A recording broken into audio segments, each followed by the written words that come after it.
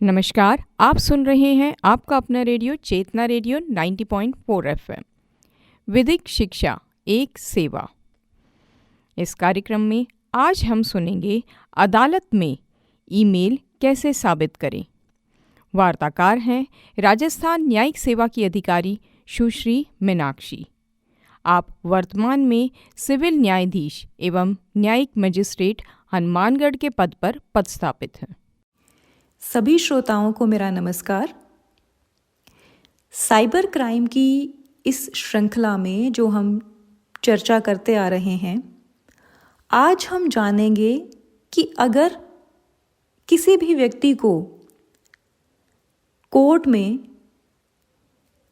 ये साबित करना है कि ईमेल के ज़रिए उसे कोई मैसेज आया या उसे कोई दस्तावेज़ मिला, किसी भी तरह से अगर किसी व्यक्ति को ईमेल के ज़रिए हुए संवाद को साबित करना है, तो उसके लिए उसे कौन कौन से डॉक्यूमेंट्स कोर्ट में पेश करने आवश्यक होंगे। जैसा कि हम जानते हैं कि आजकल ईमेल आपसी संवाद का एक बहुत महत्वपूर्ण ज़रिया बन चुका है। किसी भी प्रोफेशन में या पर्सनल लाइफ में भी अगर आप कोई शॉपिंग ही करते हैं मान लीजिए, तो भी आपको एक मैसेज ज़रूर आएगा कि ये चीज़ आपने ऑर्डर की है, ये आपको अब डिलीवर हो गई है, आप इसे रिटर्न कर रहे हैं। यानी कि ईमेल के पास हर तरीके का रिकॉर्ड आपका रहता है। अब अगर आपको ईमेल के ज़रिए हुए कोई आपसी बातचीत या कोई कॉन्ट्रैक्ट या किसी भी चीज़ को कोर्ट में साबित करना है, तो सबसे पहली बात तो उस ईमेल में जो भी कुछ लिखा है, जाहिर सी बात है कि उसका प्रिंट आउट आप पेश करेंगे। उसके साथ साथ आप सेक्शन 63 भारतीय साक्ष्य अधिनियम के तहत जो एक सर्टिफिकेट का प्रारूप भारतीय साक्ष्य अधिनियम के शेड्यूल में दिया गया है, उस प्रारूप में उस सर्टिफिकेट को भी आप उसके साथ संलग्न करके सबमिट करेंगे। इन दो दस्तावेज़ों के अलावा एक और बहुत महत्वपूर्ण चीज़ है जो ईमेल के केस में हमें सबमिट करनी है, हमें कोर्ट में पेश करनी है। वो है उस ईमेल का हेडर। अब ये ईमेल का हेडर होता कहाँ है? जैसे ही आप किसी भी ईमेल को ओपन करेंगे तो उसमें बिल्कुल राइट साइड में ऊपर की तरफ 3 डॉट्स दिखाई देंगे।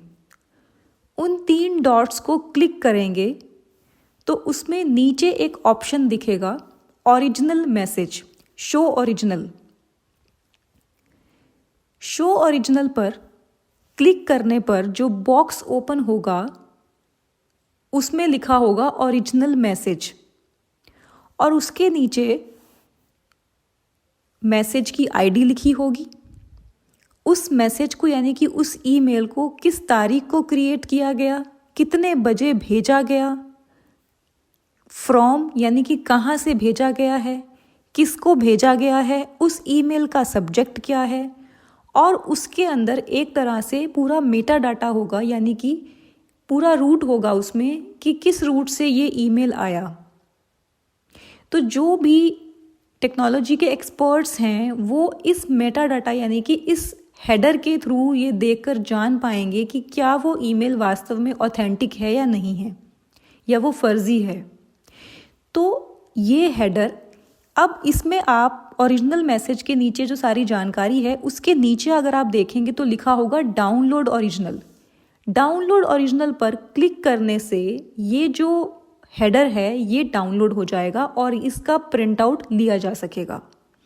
तो इसका प्रिंट आउट लेकर भी ये वो तीसरा अहम दस्तावेज है जिसको ईमेल को साबित करने के लिए हमें कोर्ट में पेश करना होता है, क्योंकि ये हेडर, इसमें वो सारी जानकारी है जिससे ये साबित होगा कि क्या वो ईमेल जेन्युइन है या नहीं है।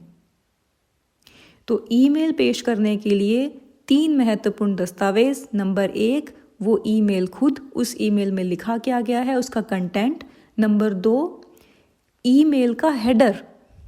और नंबर 3, सेक्शन 63 भारतीय साक्ष्य अधिनियम का सर्टिफिकेट। तो आशा है ये जानकारी आपके बहुत काम आएगी, क्योंकि ईमेल एक ऐसा चीज़ है जिसको कोर्ट में कहीं पर आपको साबित करने के लिए वो दस्तावेज़ पेश करने पड़ सकते हैं।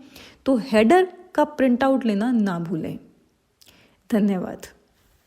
आप सुन रहे थे विधिक शिक्षा एक सेवा कार्यक्रम के अंदर वार्ता अदालत में ईमेल कैसे साबित करें। वार्ताकार थे राजस्थान न्यायिक सेवा की अधिकारी सुश्री मीनाक्षी। बने रहें आपके अपने रेडियो चेतना रेडियो 90.4 FM के साथ।